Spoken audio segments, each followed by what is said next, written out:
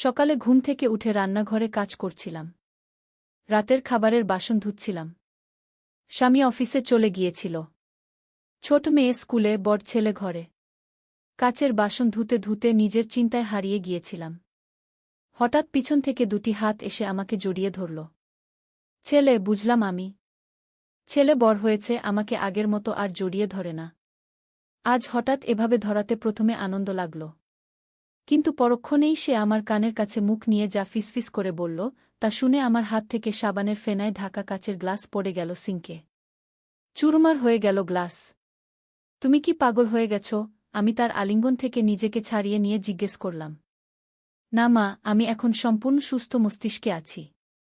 আমি জানি এটা অস্বাভাবিক, কিন্তু আমি আর লুকাতে পারছি না।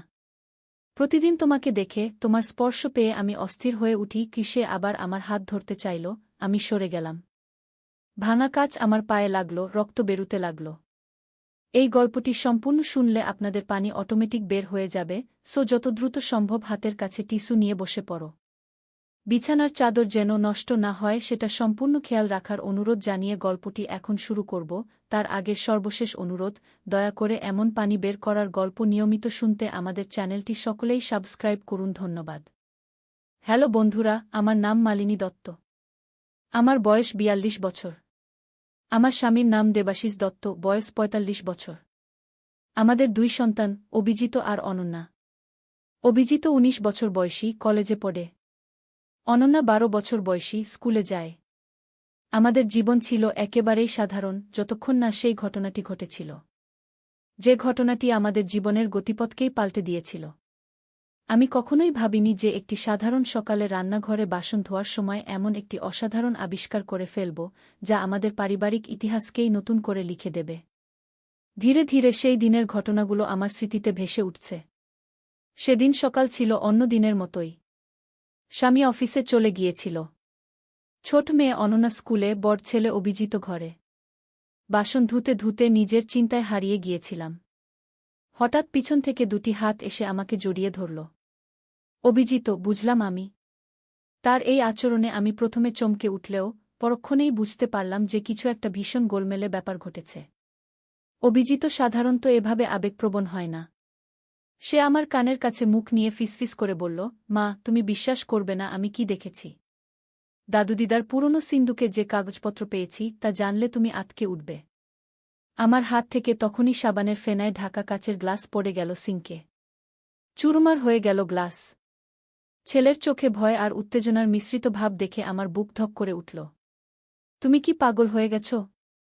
কি দেখেছ তুমি? আমি তার আলিঙ্গন থেকে নিজেকে ছাড়িয়ে নিয়ে জিজ্ঞেস করলাম। না মা, আমি এখন সম্পূর্ণ সুস্থ মস্তিষ্কে আছি। আমি জানি এটা বিশ্বাস করা কঠিন, কিন্তু আমি আর লুকাতে পারছি না। দাদু আসলে আমাদের পরিবারের লোক নন। তার আসল পরিচয় সম্পূর্ণ ভিন্ন। সে আবার আমার হাত ধরতে চাইল। আমি হতবিহ্বল হয়ে পড়লাম। ভাঙা কাচ আমার পায়ে লাগল, রক্ত বেরুতে লাগল।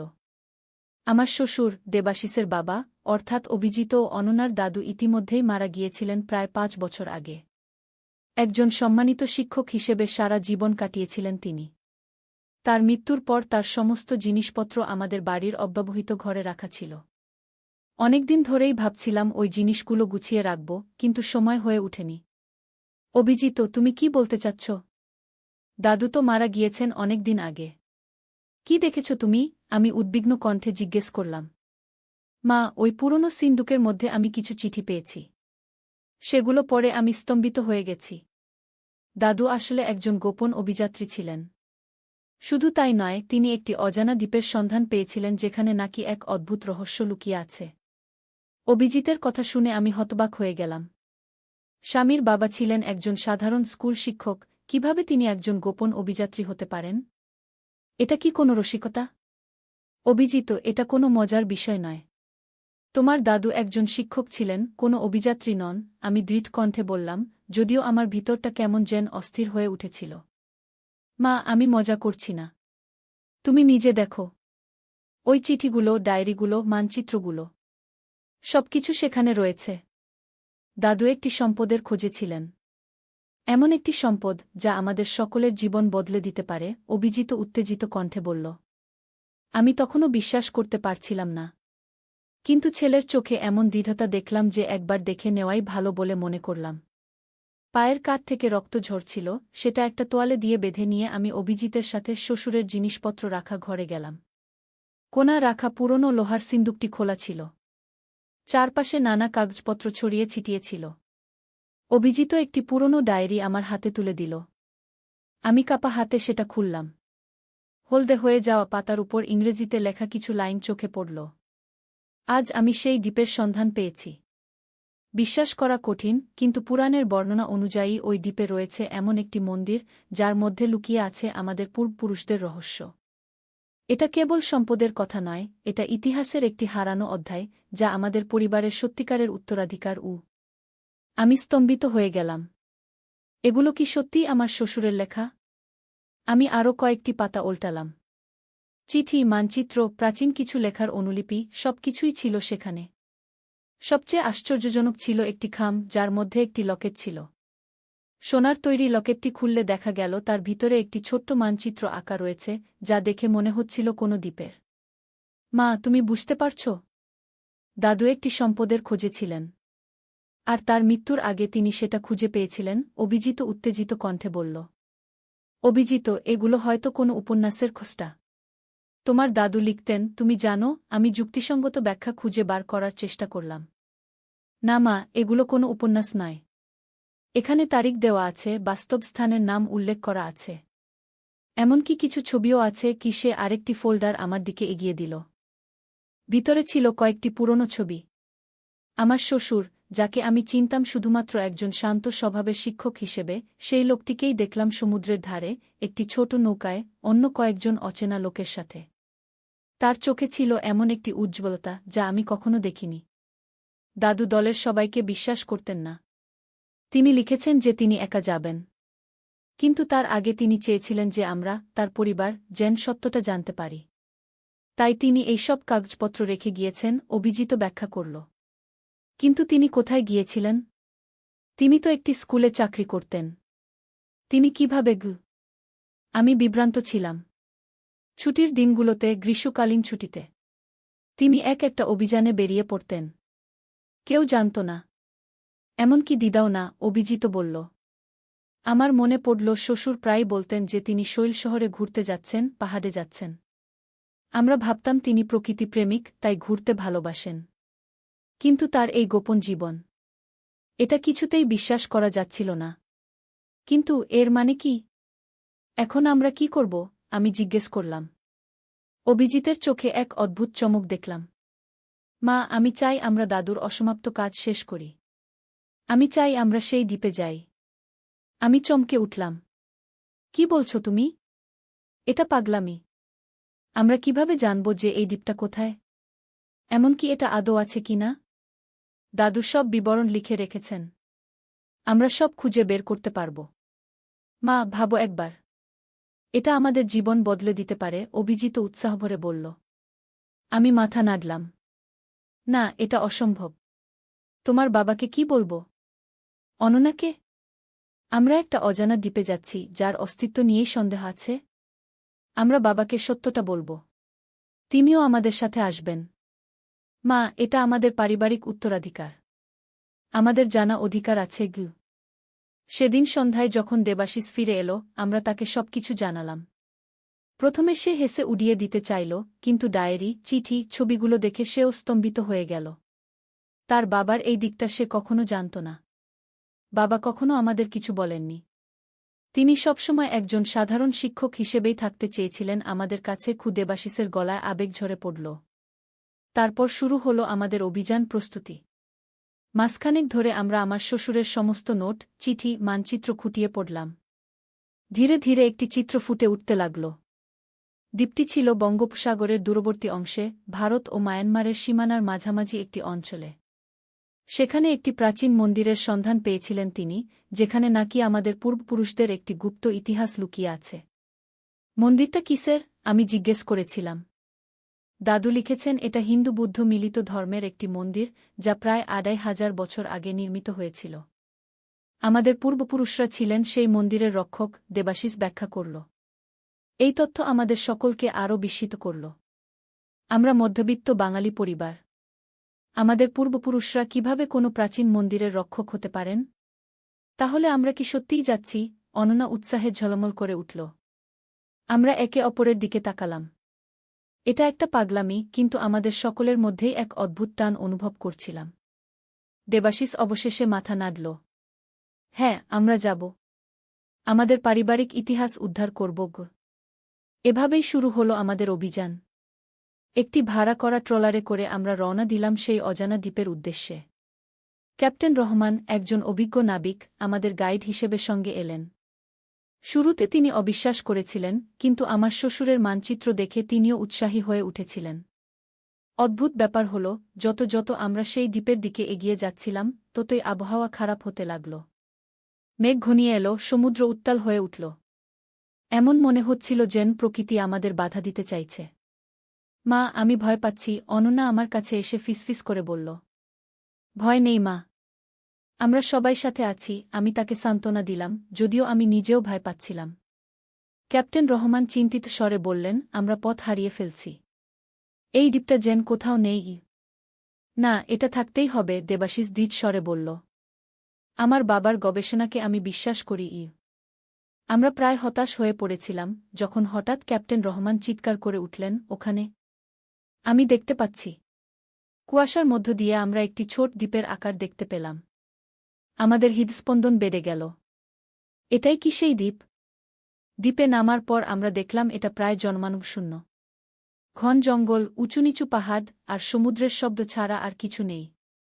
মনে হচ্ছিল যেন আমরা সভ্যতা থেকে 1000 মাইল দূরে চলে এসেছি। এখন কি করব? আমি জিজ্ঞেস করলাম। দেবাশিস শ্বশুরের নোটবুক খুলল।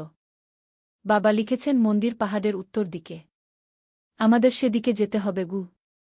ক্যাপ্টেন রহমান নৌকা পাহারা দিতে সেখানেই থাকলেন, আর আমরা 4 জন, আমি, দেবাশিস, অভিজিত আর অনন্যা, রওনা দিলাম পাহাড়ের দিকে। দেবাশিস আর অভিজিত নিয়ে এসেছিল সব রকম সরঞ্জাম, টর্চ, কম্পাস, দড়ি, খাবার, পানি। জঙ্গলের মধ্য দিয়ে পথ করে এগোতে এগোতে অদ্ভুত ব্যাপার লক্ষ্য করলাম। গাছপালা, পাখি, প্রজাপতি, সবকিছুই যেন একেবারে অন্যরকম। এমন প্রজাতি যা আমি আগে কখনো দেখিনি। অনন্যাও একই কথা বলল। বাবা, এই ফুলগুলো কি? আমি এর আগে কখনো দেখিনি। সে একটি বিশাল, আশ্চর্য সুন্দর নীল ফুলের দিকে ইশারা করল। দেবাশিস মাথা নাড়ল। আমিও জানি না। মনে হচ্ছে এই দ্বীপে এমন প্রজাতি আছে যা বাইরের দুনিয়ায় নেই। 2 ঘণ্টা হাঁটার পর আমরা একটি খাড়া পাহাড়ের সামনে এসে পৌঁছলাম। দেবাশিস উপরের দিকে তাকিয়ে বলল, আমাদের উপরে উঠতে হবে গু। অনন্যা ভয় পেয়ে গেল। আমি পারব না ঘি। আমি তার হাত ধরলাম। পারবি মা। আমরা সবাই সাথে আছি গু। পাহাড়ে ওঠার সময় অবিশ্বাস্য ঘটনা ঘটল। ঠিক মাঝামাঝি জায়গায় পৌঁছতেই আমরা দেখলাম একটি সুড়ঙ্গের মতো পথ। দেবাশিস টর্চ জ্বেলে সেদিকে এগোল। সেই সুড়ঙ্গ আমাদের নিয়ে গেল পাহাড়ের ভিতরে। দাদু লিখেছিলেন একটি পাহাড়ের গুহা সম্পর্কে, কিন্তু এটা তো একেবারে সুড়ঙ্গ, অভিজিত বিস্মিত কণ্ঠে বলল। সুড়ঙ্গ পথ ধরে আমরা এগোতে লাগলাম। হঠাৎ আমরা এক বিশাল প্রশস্ত জায়গায় এসে পৌঁছলাম। টর্চের আলো আমরা দেখলাম সেখানে একটি প্রাচীন মন্দির, পাহাড়ের ভিতরেই। মন্দিরটি বিশাল, কারুকার্যময়, এবং এর সামনে দাঁড়িয়ে আছে একটি বিশাল মূর্তি, অর্ধেক মানুষ, অর্ধেক দেবতার রূপে। এটাই সেই মন্দির। আমরা খুঁজে পেয়েছি, দেবাশিস আনন্দে চিৎকার করে উঠল। আমরা সকলেই স্তম্ভিত হয়ে মন্দিরটির দিকে তাকিয়েছিলাম। তার কারুকার্য, এর বয়স, এর অবস্থান, সবকিছুই ছিল বিস্ময়কর। কিন্তু সবচেয়ে আশ্চর্যজনক ছিল মন্দিরের দরজার উপরে খোদাই করা একটি প্রতীক, হুবহু সেই প্রতীক যা আমার শ্বশুরের লকেটে ছিল। শ্বশুর সত্যি বলেছিলেন। এটাই আমাদের পূর্বপুরুষদের মন্দির, আমি বিটবিট করে বললাম। আমরা সাবধানে মন্দিরের ভিতরে প্রবেশ করলাম। ভিতরে দেওয়ালে খোদাই করা ছিল অসংখ্য চিত্র। কোনোটা যুদ্ধের, কোনোটা পূজার, কোনোটা প্রাচীন জীবনযাত্রার। আর ঠিক মন্দিরের কেন্দ্রে ছিল একটি বিশাল পাথরের বেদি, যার উপরে রাখা ছিল একটি প্রাচীন বই। ওই বইটা, অভিজিত আঙুল দিয়ে দেখিয়ে বলল। দাদু এটার কথাই লিখেছিলেন গু। দেবাশিস ধীরে ধীরে বেদির কাছে গেল এবং বইটা নিল। এটা ছিল পুরনো চামড়ায় বাধাই করা, পাতাগুলো হলদে হয়ে গিয়েছিল। সে সাবধানে পাতা উল্টাতে লাগল। এটা এটা আমাদের পূর্বপুরুষদের ইতিহাস, সে বিস্মিত কণ্ঠে বলল। আমাদের বংশ সত্যিই এই মন্দিরের রক্ষক ছিল। প্রাচীনকালে আমাদের পূর্বপুরুষরা ছিলেন জ্ঞানী আর যোদ্ধা, যারা দ্বিভুবনবিদ্যা নামক একটি প্রাচীন বিদ্যার রক্ষক ছিলেন। দ্বিভুবনবিদ্যা কি? আমি জিজ্ঞেস করলাম। এটা একটি প্রাচীন জ্ঞান যা প্রকৃতি আর মানবমনের সংযোগ সম্পর্কিত। এই বিদ্যার সাহায্যে আমাদের পূর্বপুরুষরা প্রকৃতির সাথে সহাবস্থান করতেন। তারা প্রকৃতি থেকে শক্তি আহরণ করতে পারতেন, রোগ সারাতে পারতেন, এমনকি মনের শক্তি দিয়ে নিজেদের নিরাময় করতে পারতেন। বাবা, তাহলে তো আমরাও এই শক্তি পেতে পারি, অভিজিৎ উত্তেজিত হয়ে বলল। দেবাশিস মাথা নাড়ল। এত সহজ নয়। এই বিদ্যা শিখতে বছরের পর বছর লাগে। আর সবচেয়ে বড় কথা, এই বিদ্যা শিখতে হলে মনকে শুদ্ধ করতে হয়, আত্মাকে পবিত্র করতে হয়। অনন্যা বইয়ের পাতাগুলো দেখতে লাগল। এই দেখো, এখানে কিছু আঁকা আছে। দেখতে অনেকটা ব্যায়ামের মতো। সত্যিই পাতায় বিভিন্ন শারীরিক মুদ্রা বা পোজের ছবি আঁকা ছিল, যার সাথে কিছু ব্যাখ্যাও লেখা ছিল। দেবাশিস সেগুলো পড়তে লাগল। এগুলো শক্তি আহরণের মুদ্রা। এই ব্যায়ামগুলো করলে মানুষ প্রকৃতি থেকে শক্তি গ্রহণ করতে পারে। কি? হঠাৎ মন্দিরের ভিতরে একটা অদ্ভুত শব্দ শুনলাম। আমরা চমকে উঠলাম। টর্চের আলো ফেলতেই দেখলাম মন্দিরের একটি কোণে একটি মানুষের আকৃতি। সে ধীরে ধীরে আমাদের দিকে এগিয়ে আসতে লাগল।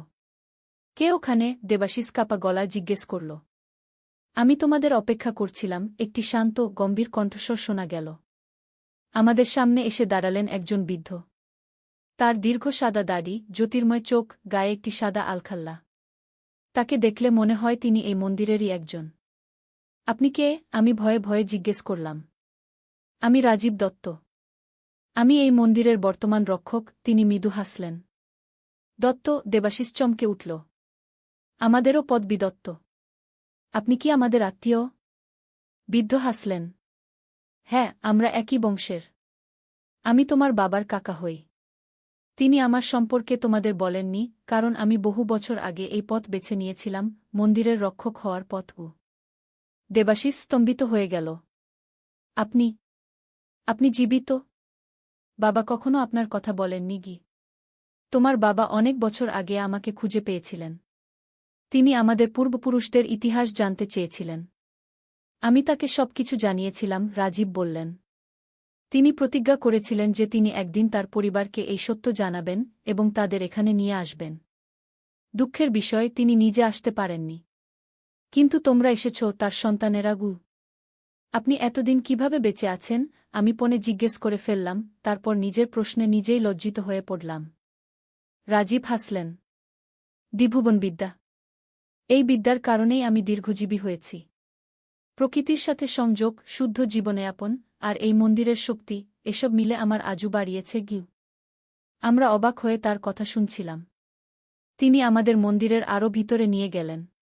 সেখানে ছিল আরও অনেক প্রাচীন পুঁথি, মূর্তি, আর একটি অদ্ভুত বস্তু, একটি স্ফটিকের গোলক, যা থেকে নীলাভ আলো বেরুচ্ছিল। এটাই দ্বিভুবনবিদ্যার কেন্দ্রবিন্দু। এই স্ফটিকের মাধ্যমে আমরা প্রকৃতির শক্তি আহরণ করি, রাজীব ব্যাখ্যা করলেন। এই বিদ্যা শিখতে আমাদের কত সময় লাগবে? অভিজিৎ উৎসাহভরে জিজ্ঞেস করল। বছরের পর বছর। কিন্তু সেটা তোমাদের সিদ্ধান্ত। তোমরা চাইলে এখানে থাকতে পারো, আমার কাছে শিখতে পারো। অথবা তোমরা ফিরে যেতে পারো তোমাদের জীবনে, কিন্তু এই জ্ঞান নিয়ে যে তোমরা কারা, তোমাদের বংশ কি অসাধারণ ইতিহাসের অধিকারী, রাজীব বললেন। আমরা একে অপরের দিকে তাকালাম। এটা একটা কঠিন সিদ্ধান্ত। এখানে থাকা মানে আমাদের পুরো জীবন বদলে যাবে। কিন্তু ফিরে যাওয়া মানে এই অসাধারণ জ্ঞান থেকে বঞ্চিত হওয়া। আমরা কি করব? আমি দেবাশিসকে জিজ্ঞেস করলাম। দেবাশিস একটু ভেবে নিয়ে বলল, আমার মনে হয় আমাদের উচিত ফিরে যাওয়া, কিন্তু এই জ্ঞানকে সাথে নেওয়া। আমরা নিয়মিত এখানে আসতে পারি, এই বিদ্যা শিখতে পারি, কিন্তু আমাদের পুরনো জীবনকেও ছেড়ে দেব না। রাজীব একটু হেসে বললেন, যুক্তিসঙ্গত সিদ্ধান্ত। তোমার বাবার মতোই তুমিও, দেবাশিস। তোমরা যেতে পারো, কিন্তু মনে রেখো, এই মন্দির, এই জ্ঞান, এটা তোমাদের উত্তরাধিকার। তারপর তিনি আমাদের কয়েকটি বই দিলেন, যেগুলো থেকে আমরা দ্বিভুবনবিদ্যার প্রাথমিক শিক্ষা পেতে পারব। আর দিলেন একটি লকেট, ঠিক মন্দিরের প্রতীক আঁকা সেই লকেট, যা আমার শ্বশুরের ছিল।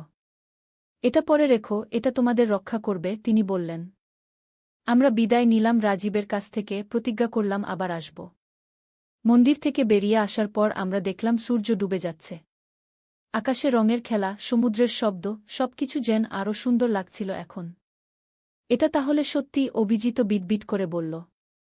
আমাদের দাদু একজন অন্বেষক ছিলেন, আর আমরা এক প্রাচীন বিদ্যার উত্তরাধিকারী গু। দাদু সত্যিই অসাধারণ ছিলেন, অনন্যা বলল। যখন আমরা ক্যাপ্টেন রহমানের কাছে ফিরে গেলাম তখন সন্ধ্যা নেমে এসেছে। তার চোখে মুখে উদ্বেগের ছাপ। আপনারা এত দেরি করলেন। আমি চিন্তিত হয়ে পড়েছিলাম ঘু। আমরা মন্দির খুঁজে পেয়েছি, দেবাশিস উত্তেজিত কণ্ঠে বলল। আর আরও অনেক কিছু গু। আমরা সেই রাতে দ্বীপেই থাকলাম। আকাশে অসংখ্য তারা, চারপাশে নির্জনতা। আমরা সবাই আমাদের এই নতুন আবিষ্কার নিয়ে কথা বলছিলাম, ভবিষ্যতের পরিকল্পনা করছিলাম। আমি দ্বিভুবনবিদ্যা শিখব, তারপর চিকিৎসা বিজ্ঞানে ব্যবহার করব, অভিজিৎ বলল। আমি মানুষকে সাহায্য করতে চাই। আমি প্রকৃতি রক্ষায় এটা ব্যবহার করতে চাই, অনন্যা বলল। আর তুমি কি চাও, মালিনী? দেবাশিস আমাকে জিজ্ঞেস করল। আমি আকাশের দিকে তাকিয়ে বললাম, আমি চাই আমাদের পরিবার এই জ্ঞান ধরে রাখুক, এই ঐতিহ্য বাঁচিয়ে রাখুক। আমি আমার শ্বশুরের মতো একজন অন্বেষক হতে চাই। পরদিন সকালে আমরা ফিরে যাওয়ার জন্য প্রস্তুত হলাম। ক্যাপ্টেন রহমান ট্রলারে ইঞ্জিন চালু করলেন। আমরা শেষবারের মতো দ্বীপের দিকে তাকালাম। এটা অন্য কোনো স্থান থেকে এত ভিন্ন, এত রহস্যময়। আমরা আবার আসব, দেবাশিস বলল। সমুদ্র পাড়ি দিয়ে আমরা যখন ফিরে এলাম তখন মনে হলো যেন আমরা আরেক জগৎ থেকে ফিরে এসেছি। আমাদের সাথে ছিল কিছু বই, একটি লকেট, আর অসাধারণ সব অভিজ্ঞতা। বাড়ি ফিরে আমরা প্রতিদিন দ্বিভুবনবিদ্যার চর্চা শুরু করলাম। ছোট ছোট ব্যায়াম, ধ্যান, প্রকৃতির সাথে সংযোগ স্থাপন। ধীরে ধীরে আমরা টের পেলাম পরিবর্তন। আমাদের স্বাস্থ্য আরও ভালো হল, মন প্রশান্ত হল, আর আমরা প্রকৃতির সাথে এক অদ্ভুত সংযোগ অনুভব করতে লাগলাম। কয়েক মাস পর অদ্ভুত একটি ঘটনা ঘটল। অনন্যা স্কুল থেকে ফিরছিল, হঠাৎ একটি মোটরসাইকেল তার দিকে ছুটে আসছিল। কিন্তু ঠিক যখন দুর্ঘটনা ঘটতে যাচ্ছিল তখন অনন্যা এক অদ্ভুত শক্তি অনুভব করল। সে তার হাত তুলল আর দেখল মোটরসাইকেলটি যেন থেমে গেছে। চালক হতভম্ব, অনন্যাও। সেদিন সন্ধ্যায় অনন্যা আমাদের কাছে সব বলল। দেবাশিস বইগুলো খুঁজে দেখল। এটা শক্তি নিয়ন্ত্রণের প্রাথমিক লক্ষণ। দ্বিভুবনবিদ্যার মাধ্যমে আমরা ভৌত জগতে প্রভাব ফেলতে পারি। আমরা বুঝতে পারলাম যে এই বিদ্যা আমাদের ধারণার চেয়েও অনেক শক্তিশালী। আমাদের মধ্যে একে অপরের দিকে তাকালাম, এক নতুন দায়িত্ববোধ অনুভব করলাম। এই শক্তি ব্যবহার করতে হবে সাবধানে, আমি বললাম। আমাদের দায়িত্ব আছে গু। দেবাশিস মাথা নাড়ল। হ্যাঁ, এই শক্তি শুধু ভালো কাজে ব্যবহার করতে হবে। আমাদের পূর্বপুরুষরা এজন্যই এটা গোপন রেখেছিলেন গু। এভাবেই আমাদের জীবন বদলে গেল। দিনের বেলায় আমরা সাধারণ মানুষের মতো কাজ করতাম, অফিস, স্কুল, কলেজ। কিন্তু রাতে আমরা পরিণত হতাম দ্বিভুবনবিদ্যার চর্চাকারী, প্রাচীন একটি ঐতিহ্যের বাহক। মাঝে মাঝে আমরা সেই দ্বীপে ফিরে যেতাম। রাজীবের কাছ থেকে আরও শিখতাম। আমরা জানতে পারলাম যে পৃথিবীতে এমন আরও কিছু পরিবার আছে যারা বিভিন্ন প্রাচীন বিদ্যার রক্ষক। পুরো অভিজ্ঞতা আমাকে পূর্ণ করে তুলল। অন্যরকম একটা আনন্দ, একটি শূন্যতা পূরণ হওয়ার অনুভূতি। একদিন যখন আমি রান্নাঘরে একদিন আলী সাহেব সোহেলের অফিসে এলেন। সোহেল তাকে দেখে অবাক হয়ে গেল। স্যার, আপনি এখানে? হ্যাঁ সোহেল, তোমার অফিস একবার দেখতে চাইলাম। খুব সুন্দর হয়েছে গু। আলী সাহেব পুরো অফিস ঘুরে দেখলেন। কর্মচারীদের সাথে কথা বললেন। তারপর সোহেলের রুমে এসে বসলেন। সোহেল, তুমি অনেক দূর এসেছ।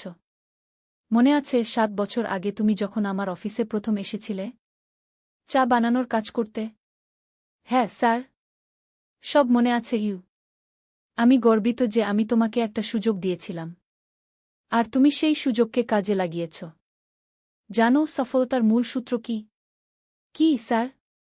কঠোর পরিশ্রম, সততা, আর হাল না ছাড়া। তোমার মধ্যে এই 3টা গুণই আছে গু।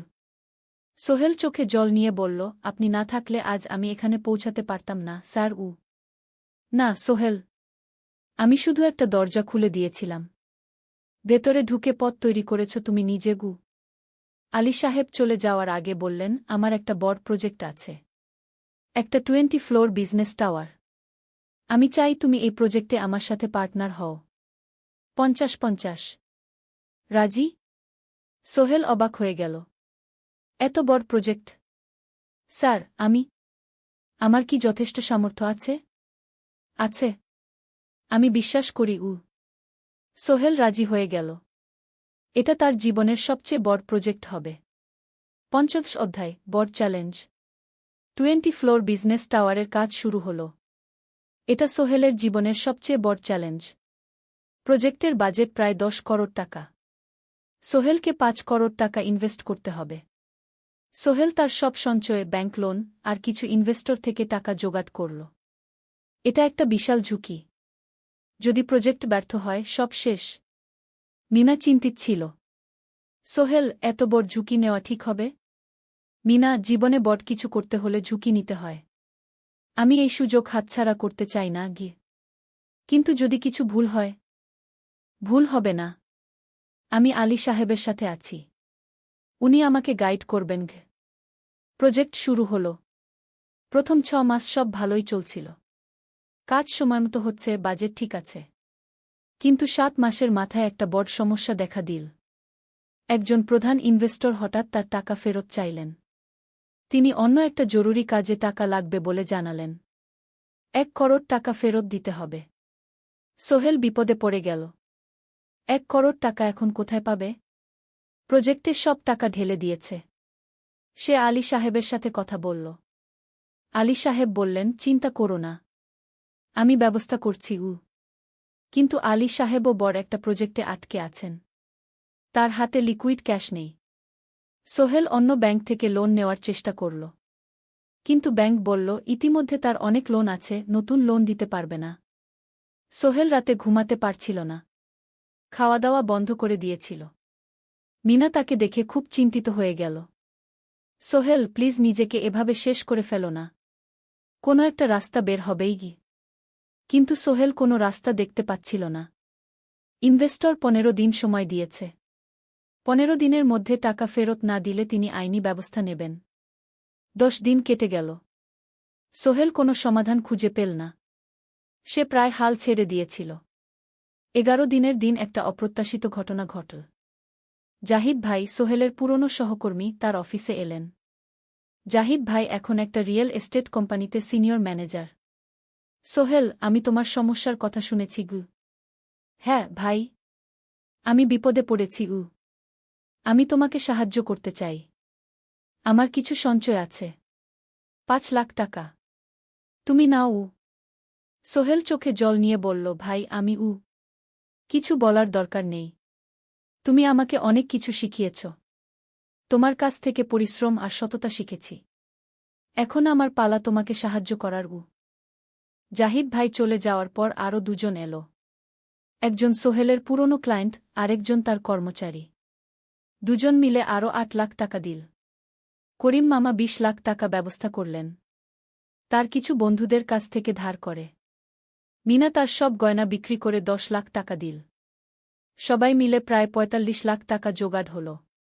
বাকি ৬৫ লাখ টাকা সোহেল তার অফিসের সব অ্যাসেট বিক্রি করে আর একটা প্রাইভেট ফিন্যান্স কোম্পানি থেকে উচ্চ সুদে লোন নিয়ে ব্যবস্থা করল। ঠিক ১৪ দিনের দিন সোহেল ইনভেস্টরকে ১ করোড় টাকা ফেরত দিল। ইনভেস্টর টাকা নিয়ে চলে গেলেন। সোহেল তার অফিসে ফিরে এসে চেয়ারে বসে কাঁদল। এত চাপ, এত টেনশন, সব যেন একসাথে বের হয়ে এল। মিনা এসে তাকে জড়িয়ে ধরল। আমরা পেরেছি সোহেল, আমরা পেরেছি। ১৬ অধ্যায়, পুনরুদ্ধার। এই ঘটনার পর সোহেল আরও সাবধান হয়ে গেল। সে বুঝল, ব্যবসায় শুধু সাহস নয়, বুদ্ধিও লাগে। ঝুঁকি নিতে হয়, কিন্তু হিসাব করে। প্রজেক্ট চলতে থাকল। এবার সোহেল আরও সতর্কতার সাথে সবকিছু পরিচালনা করল। প্রতিটা খরচ হিসাব করল, প্রতিটা সিদ্ধান্ত ভেবেচিন্তে নিল। আরও ১ বছর পর 20 ফ্লোর বিজনেস টাওয়ার সম্পন্ন হল। চমৎকার বিল্ডিং, শহরের অন্যতম সুন্দর ভবন। বিল্ডিংয়ের উদ্বোধন অনুষ্ঠানে শহরের মেয়র এলেন। অনেক ব্যবসায়ী, সাংবাদিক এল। সোহেলের নাম পত্রিকায় ছাপা হল। স্বপ্নের শহরে এক তরুণ উদ্যোক্তার সফলতার গল্প। প্রজেক্ট থেকে সোহেলের লাভ হল প্রায় ২ করোড় টাকা। এই টাকা দিয়ে সে সব ঋণ শোধ করল। জাহিদ ভাইয়ের টাকা ফেরত দিল। করিম মামার ঋণ শোধ করল। যারা সাহায্য করেছিল সবাইকে টাকা ফেরত দিল। মিনার জন্য নতুন গয়না কিনল, আরও সুন্দর। তার মাকে গ্রামে একটা নতুন পাকা বাড়ি বানিয়ে দিল। মা কাঁদতে কাঁদতে বললেন, তোর বাবা বেঁচে থাকলে কত খুশি হতো। তুই আমার সব স্বপ্ন পূরণ করেছিস গে। সোহেল নিজেদের জন্য একটা ফ্ল্যাট কিনল। 4 রুমের ফ্ল্যাট, সমুদ্রের কাছে। এখন আর ভাড়া বাড়িতে থাকতে হয় না। সপ্তদশ অধ্যায়, প্রতিদান। সোহেল এখন একজন প্রতিষ্ঠিত উদ্যোক্তা। কিন্তু সে তার শেখ ভোলেনি। যে গ্রাম থেকে সে এসেছে, যারা তাকে সাহায্য করেছে, কাউকেই ভোলেনি। সে তার গ্রামে একটা স্কুল বানিয়ে দিল। সোহেল ফাউন্ডেশন স্কুল কু গরিব ছেলেমেয়েরা ফ্রিতে পড়তে পারবে। ভালো শিক্ষক নিযোগ দিল। ভালো পড়াশোনার ব্যবস্থা করল। শহরে একটা ফ্রি মেডিকেল ক্লিনিক খুলল। গরিব মানুষরা ফ্রিতে চিকিৎসা পাবে। প্রতি বছর 10 জন মেধাবী কিন্তু গরিব ছাত্রছাত্রীকে স্কলারশিপ দেওয়া শুরু করল। তারা বিনামূল্যে পড়াশোনা করতে পারবে। একদিন একটা টিভি চ্যানেল সোহেলের ইন্টারভিউ নিতে এলো। আপনার সফলতার গোপন সূত্র কি? সোহেল একটু ভেবে বলল, কঠোর পরিশ্রম, সততা আর হাল না ছাড়া। এই 3টা জিনিস যদি কারো মধ্যে থাকে, সে যে কোনো কিছু অর্জন করতে পারে। আর সবচেয়ে বড় কথা, যারা আমাকে সাহায্য করেছে তাদের ছাড়া আমি কিছুই না। একা কেউ সফল হতে পারে না গি। আপনার পরবর্তী স্বপ্ন কি? আমি চাই আরও মানুষকে সাহায্য করতে। আমার মতো যারা গ্রাম থেকে শহরে আসে তাদের জন্য একটা ট্রেনিং সেন্টার খুলব। তারা সেখানে বিভিন্ন স্কিল শিখতে পারবে, চাকরি পাবে, নিজের পায়ে দাঁড়াতে পারবে। অষ্টাদশ অধ্যায়, নতুন প্রজন্ম। আরও 5 বছর কেটে গেল। সোহেল এখন 45 বছরের। তার মেয়ে সারা এখন 9 বছরের। স্কুলে ক্লাস 4-এ পড়ে। খুব মেধাবী মেয়ে। একদিন সারা বাবাকে জিজ্ঞেস করল, বাবা, তুমি কিভাবে এত বড় হলে? আমার বন্ধুরা বলে তুমি একজন সফল মানুষ গো।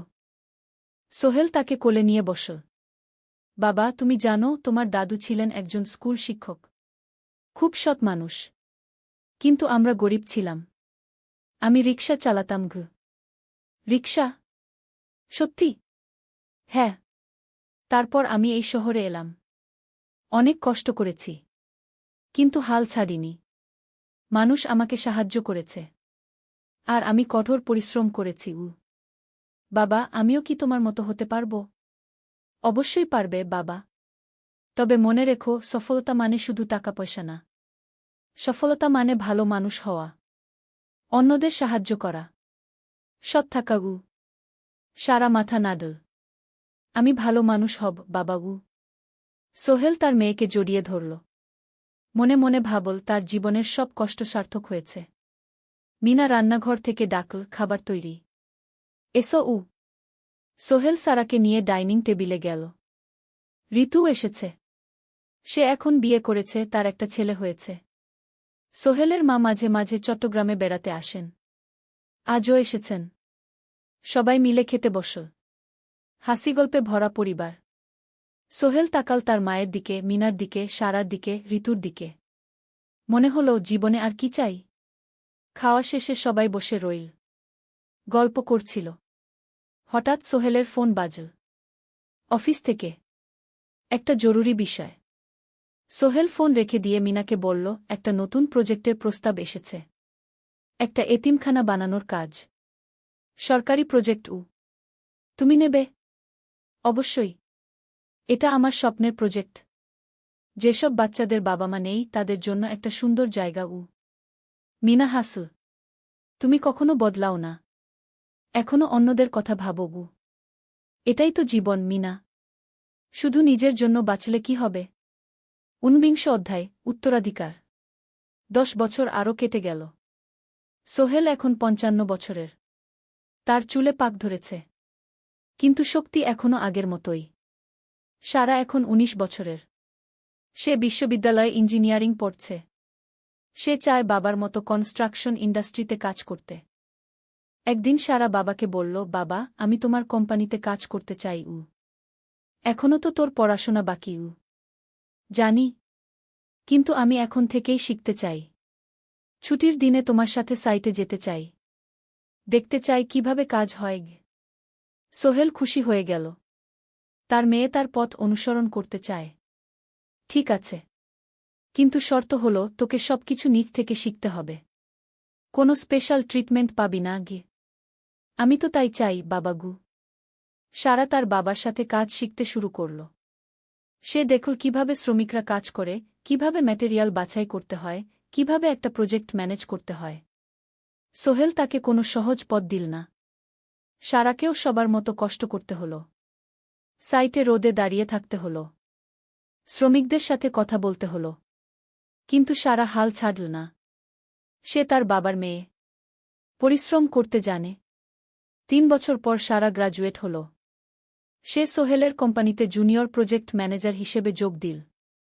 সোহেল ধীরে ধীরে সারাকে বড় দায়িত্ব দিতে শুরু করল। সারা তার বাবার মতোই সৎ, পরিশ্রমী। 20 অধ্যায়, সমাপ্তি নয়, নতুন শুরু। আরও 5 বছর পর সোহেল এখন 60 বছরের। সে সিদ্ধান্ত নিল, এবার অবসর নেওয়ার সময় এসেছে। কোম্পানির দায়িত্ব সারাকে দেবে। একটা অনুষ্ঠান করা হল। সোহেল আনুষ্ঠানিকভাবে কোম্পানির চেয়ারম্যান পদ থেকে অবসর নিল। সারা হল নতুন ম্যানেজিং ডিরেক্টর। সোহেল তার বক্তব্যে বলল, আমি যখন এই শহরে এসেছিলাম আমার পকেটে ছিল মাত্র 5,000 টাকা। একটা ছোট্ট ব্যাগ। আর অনেক স্বপ্ন। আজ 40 বছর পর আমি পেছনে ফিরে তাকাই, দেখি একটা দীর্ঘ পথ। সেই পথে অনেক কষ্ট ছিল, অনেক বাধা ছিল। কিন্তু ছিল অনেক ভালোবাসাও। অনেক মানুষের সাহায্যও। আমি বিশ্বাস করি সফলতা একা আসে না। এটা আসে অনেক মানুষের সমর্থন, ভালোবাসা আর বিশ্বাস নিয়ে। আমি যা কিছু অর্জন করেছি তা আমার একার না। এটা আমার পরিবারের, আমার কর্মচারীদের, আমার বন্ধুদের, সবার। আজ আমি আমার মেয়ে সারার হাতে এই দায়িত্ব তুলে দিচ্ছি। আমি জানি সে আমার চেয়ে ভালো করবে। কারণ সে শিখেছে আমার ভুল থেকে, আমার অভিজ্ঞতা থেকে। অনুষ্ঠান শেষ হল। সবাই চলে গেল। সোহেল আর মিনা অফিসে একা দাঁড়িয়ে রইল। মিনা, মনে আছে আমরা প্রথম কখন দেখা হয়েছিলাম? হ্যাঁ, তোমার সেই ছোট্ট মুদি দোকানে। তুমি বিস্কুট কিনতে এসেছিলে। কে ভেবেছিল সেই দিন থেকে আমাদের এই পর্যস্বপ্নের শহর। প্রথম অধ্যায়, যাত্রা শুরু। সকাল 7টা বেজে গেছে। ঢাকার কমলাপুর রেলস্টেশনে মানুষের ভিড়। চারদিকে চা বিস্কুট বিক্রেতাদের চিৎকার, ট্রেনের হর্ন আর যাত্রীদের কোলাহল। এই বিশাল ভিড়ের মধ্যে একটা ছোট্ট ব্যাগ হাতে দাঁড়িয়ে আছে সোহেল। বয়স মাত্র 22। গায়ের রং শ্যামলা, চোখে স্বপ্নের ঝিলিক। ভাইজা, চট্টগ্রামের টিকিট আছে? সোহেল টিকিট কাউন্টারের সামনে দাঁড়িয়ে জিজ্ঞেস করল। আছে। 3 টাকা। কাউন্টারের লোকটা উত্তর দিল। সোহেল তার পকেট থেকে টাকা বের করল। মোট 5,000 টাকা। এই টাকা সে জমিয়েছে গত 3 বছরে রিকশা চালিয়ে। তার স্বপ্ন ছিল চট্টগ্রাম গিয়ে একটা ভালো চাকরি পাওয়া। গ্রামে আর থাকতে চায় না সে। বাবা মারা গেছেন 10 বছর আগে। মা আর ছোট বোন ঋতুকে নিয়ে সংসার চালাচ্ছিল রিকশা চালিয়ে। কিন্তু এভাবে তো আর সারা জীবন চলবে না। টিকিট কেটে সোহেল প্ল্যাটফর্মে এলো। ট্রেন ছাড়বে আর মাত্র 15 মিনিট পরে। সে একটা বেঞ্চে বসে পড়ল। ব্যাগটা বুকের কাছে চেপে ধরল। এই ব্যাগে আছে তার সব সম্পদ, কিছু কাপড়, একটা ছোট্ট ফটো ফ্রেমে বাবা মায়ের ছবি, আর কিছু টাকা। কোথায় যাচ্ছেন? পাশে বসা একজন বয়স্ক মানুষ জিজ্ঞেস করলেন। চট্টগ্রাম, কাকা। চাকরি খুঁজতে যাচ্ছি। কে? সোহেল বিনয়ের সাথে উত্তর দিল। ভালো। তবে শহরে সাবধানে থাকবেন। শহর মানে অনেক সুযোগ, কিন্তু অনেক ফাঁদও আছে। বয়স্ক লোকটা বললেন। সোহেল মাথা নাড়ল। সে জানে শহরের জীবন সহজ না। কিন্তু তার কোনো বিকল্প নেই। গ্রামে রিকশা চালিয়ে মাসে 3,500 টাকা আয় হতো। তার মধ্যে সংসার চালাতে হতো, বোনের স্কুলের খরচ দিতে হতো, মায়ের ওষুধের খরচ দিতে হতো। কিছুই বাঁচত না। আর এই জীবন থেকে বেরোনোর একটাই পথ, শহরে গিয়ে ভালো কাজ খুঁজে নেওয়া। সোহেল মনে মনে ভাবল তার বাবার কথা। বাবা ছিলেন একজন স্কুল শিক্ষক। খুব সৎ মানুষ ছিলেন। সবসময় বলতেন, সোহেল, তুই লেখাপড়া শিখে বড় মানুষ হবি। আমাদের পরিবারে আর কেউ বড় চাকরি করেনি। তুই করবি। কিন্তু বাবা যখন মারা গেলেন তখন সোহেল মাত্র এসএসসি পরীক্ষা দিয়েছে। ফলাফল ভালো হয়েছিল, জিপিএ অর্ধচতু। কিন্তু বাবার মৃত্যুর পর আর পড়া হল না। পরিবারের দায়িত্ব নিতে হল। ট্রেন ছাড়ল। সোহেল জানালার পাশে বসে বাইরে তাকাল। ধানক্ষেত, নদী, ছোট ছোট গ্রাম, সব পেছনে ফেলে ট্রেন এগিয়ে চল। সোহেলের মনে হল সে যেন তার পুরনো জীবনটাকেও পেছনে ফেলে আসছে। ট্রেনে একজন হকার এসে চা বিক্রি করছিল। সোহেল একটা চা কিন। 10 টাকা। চা খেতে খেতে সে ভাবছিল চট্টগ্রাম পৌঁছে কি হবে। করিম মামা তাকে সাহায্য করবেন তো? চাকরি পাওয়া যাবে তো? করিম মামা আসলে সোহেলের খুব দূর সম্পর্কের মামা। সোহেলের দাদির বোনের ছেলে। অনেক বছর আগে গ্রাম ছেড়ে চট্টগ্রামে চলে গিয়েছিলেন। সেখানে একটা কনস্ট্রাকশন কোম্পানিতে কাজ করেন। বছরে একবার দুবার গ্রামে আসতেন। গত বছর যখন এসেছিলেন তখন সোহেলের মাকে বলেছিলেন সোহেলকে চট্টগ্রাম পাঠান। আমি একটা কাজের ব্যবস্থা করে দেব। সেই কথাতেই ভরসা করে সোহেল আজ এই যাত্রা। দ্বিতীয় অধ্যায়, নতুন শহর। চট্টগ্রাম পৌঁছাতে প্রায় 6 ঘণ্টা লেগে গেল। দুপুর 1টা বাজে। সোহেল স্টেশন থেকে বের হয়ে শহরের রাস্তায় দাঁড়াল। কি বিশাল শহর! এত গাড়ি, এত মানুষ। চারদিকে উঁচু উঁচু বিল্ডিং, দোকানপাট, মানুষের ভিড়। সোহেল কিছুক্ষণ দাঁড়িয়ে থাকল সব কিছু দেখতে দেখতে। তার মনে হচ্ছিল সে যেন অন্য কোনো পৃথিবীতে এসে পড়েছে। তার পকেটে একটা ছোট্ট কাগজ আছে। সেখানে লেখা একটা ঠিকানা, করিম মিয়া, বাড়ি নং 23, রোড নং 5, আগ্রাবাদ, চট্টগ্রামকে। সোহেল একটা রিকশা ডাকল। কত নেবেন আগ্রাবাদ যেতে? 50 টাকা গু। সোহেল রিকশায় উঠল। রাস্তার দুধারে দোকান, মার্কেট, অফিস, সব কিছু দেখতে দেখতে সে অবাক হয়ে গেল। এত বড় শহর, এত কিছু! গ্রামের সেই ছোট্ট বাজারের সাথে কোনো তুলনাই হয় না। প্রায় আধা ঘণ্টা পর রিকশা একটা পুরনো বাড়ির সামনে থামল। 3 তলা বাড়ি, কিন্তু রং উঠে গেছে। সিঁড়ি দিয়ে উঠে 3য় তলায় করিম মামার ফ্ল্যাটে নক করল। দরজা খুলল এক মধ্যবয়সী মহিলা। কে? আসসালামু আলাইকুম আপা। আমি সোহেল। নোয়াখালীর গ্রাম থেকে এসেছি। করিম মামা বাড়িতে আছেন? মহিলা তাকে মাথা থেকে পা পর্যন্ত দেখল। করিম তো অফিসে গেছে। তুমি কে? কোথা থেকে এসেছ? সোহেল সব খুলে বলল। মহিলা তাকে ভেতরে ঢুকতে দিল। বসো। করিম সন্ধ্যায় ফিরবে গু। ফ্ল্যাটটা ছোট।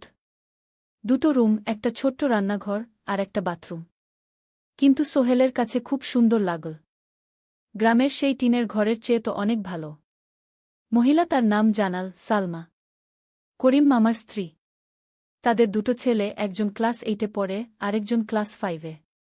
খেয়েছ? সালমা আপা জিজ্ঞেস করল। না আপা গু। অপেক্ষা করো। ভাত আছে, মাছ আছে। খাও। সোহেল প্রথমে রাজি হতে চাইল না। কিন্তু খুব খিদে পেয়েছিল। সকাল থেকে শুধু একটা চা আর বিস্কুট খেয়েছে। খাওয়া দাওয়ার পর সোহেল বসে রইল। সালমা আপা তাকে গল্প করতে লাগল। তোমার মা কেমন আছেন? তোমার বোন? ভালো আছে আপা। মার একটু গেটে বাত আছে।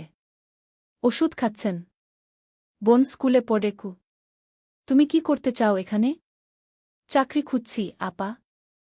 যে কোনো কাজ করব। বাসায় মা আর বোনকে টাকা পাঠাতে হবে। সালমা আপা মাথা নাড়ল। করিম তোমার জন্য কিছু একটা করবে। সে ভালো মানুষ গ। সারাদিন অপেক্ষা করু সোহেল। সন্ধ্যা 6টায় করিম মামা ফিরলেন। 50-এর কাছাকাছি বয়স, কালো রঙের প্যান্ট শার্ট পরা, হাতে একটা ব্যাগ। আরে সোহেল, কবে এলি? করিম মামা খুশি হয়ে বললেন। আজ সকালে মামা গু। করিম মামা তাকে জড়িয়ে ধরলেন। অনেকদিন পর দেখলাম। কেমন আছিস? ভালো আছি মামা গি। ভালো করেছিস এসে। এখানে অনেক সুযোগ আছে। তোর জন্য একটা কাজের ব্যবস্থা করে দেব। তবে প্রথমে কয়েকদিন এখানে থাক। শহরটা একটু চিনে নে। তারপর কাজে যোগ দিবি। সোহেলের মনে আসার আলো জ্বল। সে ভাবল হয়তো তার ভাগ্য এবার পাল্টাবে। 3য় অধ্যায়, প্রথম চাকরি। 1 সপ্তাহ পরে করিম মামা সোহেলকে তার কোম্পানিতে নিয়ে গেলেন। কোম্পানির নাম আলামিন কনস্ট্রাকশন। অফিসটা শহরের কেন্দ্রে, 5 তলা একটা বিল্ডিংয়ের দোতলায়। মালিক আলী সাহেব। 50-এর কাছাকাছি বয়স, মোটা চেহারা, চোখে সোনার ফ্রেমের চশমা। বড়লোক মানুষ, কিন্তু খুব কড়া। এই ছেলেটাকে কি কাজে লাগাবেন? আলী সাহেব করিম মামাকে জিজ্ঞেস করলেন। স্যার, ও আমার আত্মীয়। গ্রাম থেকে এসেছে। খুব পরিশ্রমী। যে কোনো কাজে লাগাতে পারেন। আলী সাহেব সোহেলের দিকে তাকালেন। তুমি কি পড়েছ? Sir, SSC pass. জিপিএ অর্ধচতু উ। ভালো। কম্পিউটার চালাতে পারো? না স্যার, পারি না। কিন্তু শিখতে চাই উ। আলী সাহেব একটু ভাবলেন। ঠিক আছে। তোমাকে অফিসের কাজে রাখব। ফাইল গুছানো, চা বানানো, কাগজপত্র নিয়ে যাওয়া না এসব। মাসে 5,000 টাকা। রাজি আছো? জি স্যার। সোহেল খুশি হয়ে গেল। 5,000 টাকা। রিকশা চালিয়ে 3,500 পেত। এখানে 5,000। কাজ শুরু হলো পরদিন থেকে। সকাল 8টায় অফিসে যেতে হয়, ফিরতে হয় সন্ধ্যা 7টায়। প্রথম দিন সোহেল ঘুম থেকে উঠল ভোর 5টায়। তৈরি হয়ে 7:30টায় অফিসের উদ্দেশ্যে বের হল। করিম মামার বাড়ি থেকে অফিস প্রায় 5 কিলোমিটার। বাসে যেতে হয়। অফিসে পৌঁছে সোহেল দেখল সেই প্রথম আলী সাহেব এখনও আসেননি। অফিস খোলা ছিল না। 8-10 মিনিট পর একজন লোক এসে অফিস খুল। তুমি নতুন? জি। আমি সোহেল গু। আমি জাহিদ, অ্যাসিস্ট্যান্ট ম্যানেজার। এসো উ। জাহিদ ভাই সোহেলকে সব কিছু দেখাল। অফিসে মোট 6 জন কর্মচারী। 2 জন ইঞ্জিনিয়ার, একজন অ্যাকাউন্ট্যান্ট, একজন অ্যাসিস্ট্যান্ট ম্যানেজার, জাহিদ ভাই, একজন রিসেপশনিস্ট, আর এখন সোহেল। সোহেলের কাজ শুরু হলো চা বানানো দিয়ে। তারপর অফিস পরিষ্কার করা, ফাইল গুছানো, কাগজপত্র এক জায়গা থেকে আরেক জায়গায় নিয়ে যাওয়া। কাজ কঠিন না, কিন্তু সারাদিন দৌড়ঝাঁপ করতে হয়। দুপুরে খাবারের জন্য আধা ঘন্টা বিরতি। সোহেল একটা ছোট হোটেলে গিয়ে ভাতরাল তরকারি খেল। 50 টাকা। সন্ধ্যায় অফিস বন্ধ হল। সোহেল ক্লান্ত হয়ে বাসায় ফিরল। কেমন লাগল প্রথম দিন? করিম মামা জিজ্ঞেস করলেন। ভালো মামা। অনেক কিছু শিখলাম ঘ। প্রথম মাসের শেষে সোহেল বেতন পেল 5,000 টাকা। সে 3,000 টাকা মাকে পাঠাল। মা ফোনে কাঁদতে লাগলেন। আল্লাহ তোকে ভালো রাখুক সোহেল উ। সোহেলের চোখেও জল এলো। তার মনে হল সে একটা বড় কাজ করতে পেরেছে। চতুর্থ অধ্যায়, শহরের জীবন।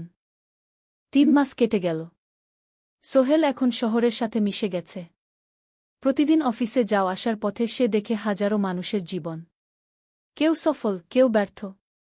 কিন্তু সবাই চলছে নিজের পথে। সোহেল অফিসের কাজের পাশাপাশি কম্পিউটার শেখার চেষ্টা করছে। অফিসে একটা কম্পিউটার আছে। যখন কেউ ব্যবহার করে না, তখন সোহেল একটু একটু শিখার চেষ্টা করে। জাহিদ ভাই তাকে সাহায্য করেন।